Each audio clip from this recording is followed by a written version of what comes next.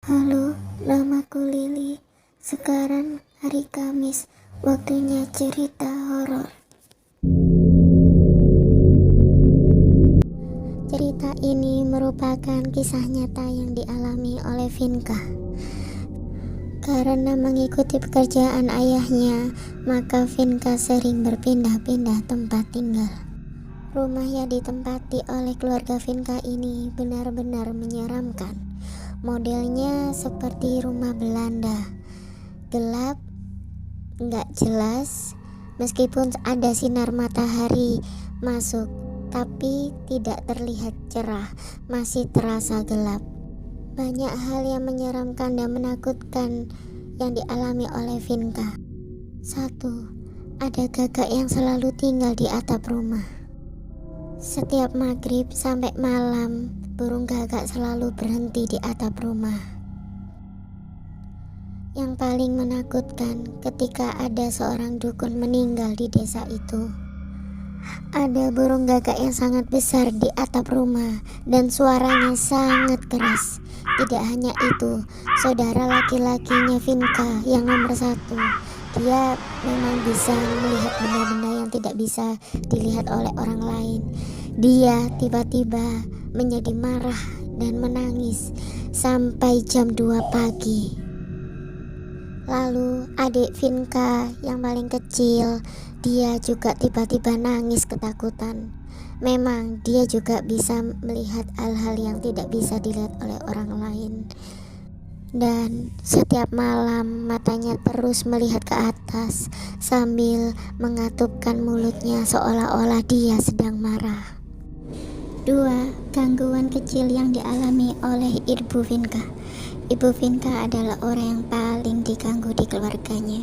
Saat keluarganya pindah ke tempat ini, ada saja gangguan itu, seperti kompor yang akan mendidih tiba-tiba padam dengan sendirinya.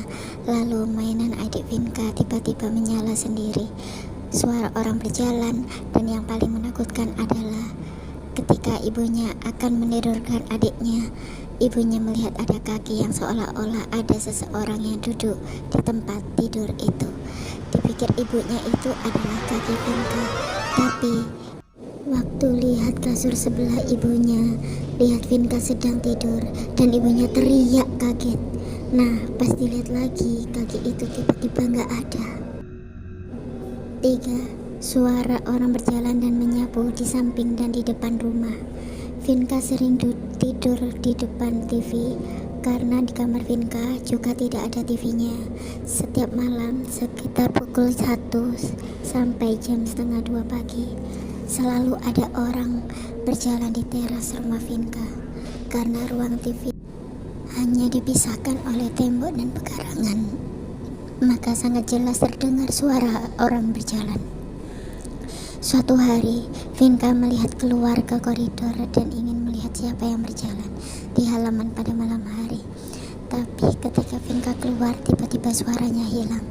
Tapi ketika Vinka kembali tidur, suaranya kembali lagi.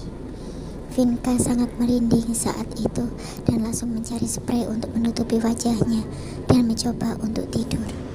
Jika ada yang menyapu, itu informasi dari tetangga. Saat itu tetangga protes ke Ibu Vinka karena mengira Ibu Vinka selalu menyapu teras samping setiap malam. Mereka protes karena suara sapunya mengganggu tetangganya sehingga tetangganya tidak bisa tidur. Vinka terheran-heran karena dia tidak pernah menyapu teras di malam hari, apalagi ibunya. Bahkan Vinka tidak pernah membantu untuk menyapu. Pagi hari dia sekolah, lalu malam hari dia membantu ibunya untuk menjaga adik perempuannya yang masih kecil. Jadi masih ada misteri siapa yang menyapu halaman samping di malam hari. Ada yang bilang kalau tukang sapu itu mirip nenek bungkuk yang memakai baju bayi Jawa kuno. Tapi Vinka tidak pernah melihat sosok ini secara langsung. 4.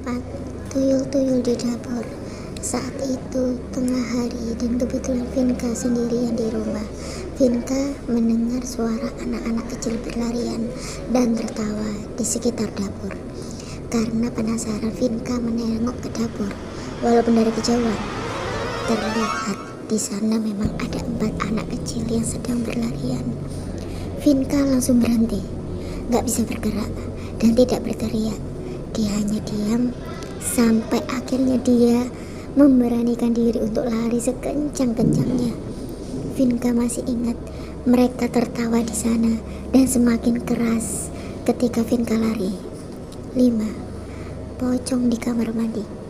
Jadi cerita ini bermula ketika salah satu tetangga Vinka main ke rumahnya dan numpang ke kamar mandi. Dan saat itu dia masuk, ada melihat 2 pocong, satu di atas mesin cuci dan satu lagi di sudut kamar mandi. Matanya besar dan tidak putih dan wajahnya berkerut. Waktu itu tetangga Vinka langsung pingsan dan ketika sadar dia tidak bisa berbicara dengan lancar, mungkin trauma.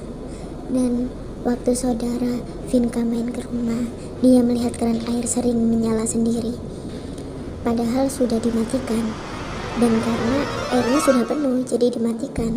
Dia bilang kalau airnya keruh sama bau.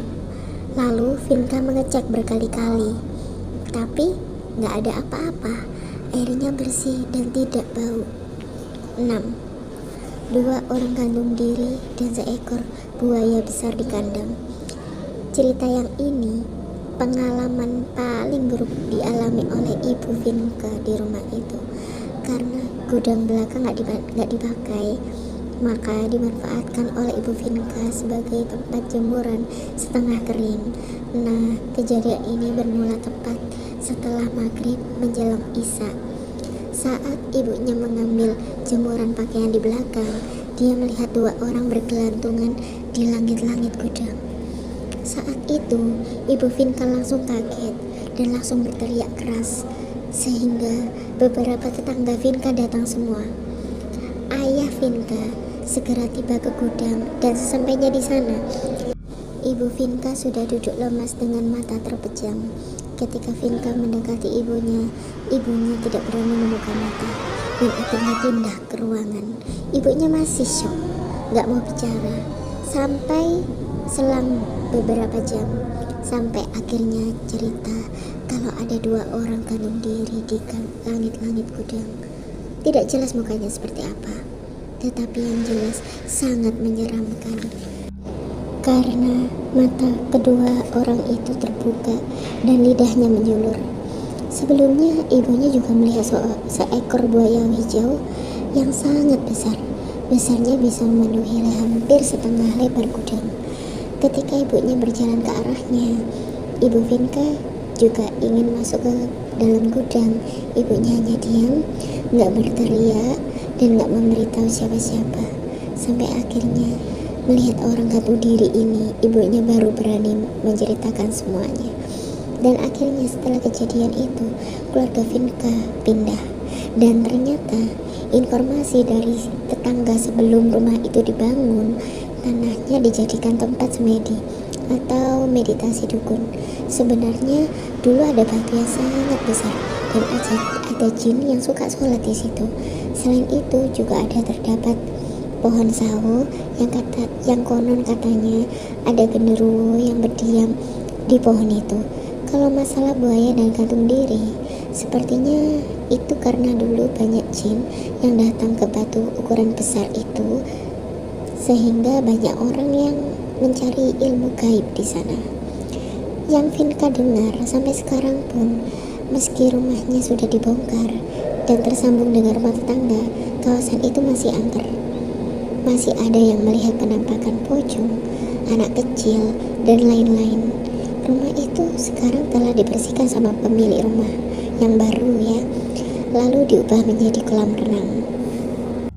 Itulah kisah hari ini, kisah dari Vinka, dan ini adalah kisah nyata. Terima kasih sudah menonton. Jika kalian suka dengan video ini, kami tunggu like, komen, dan subscribe-nya. Dadah.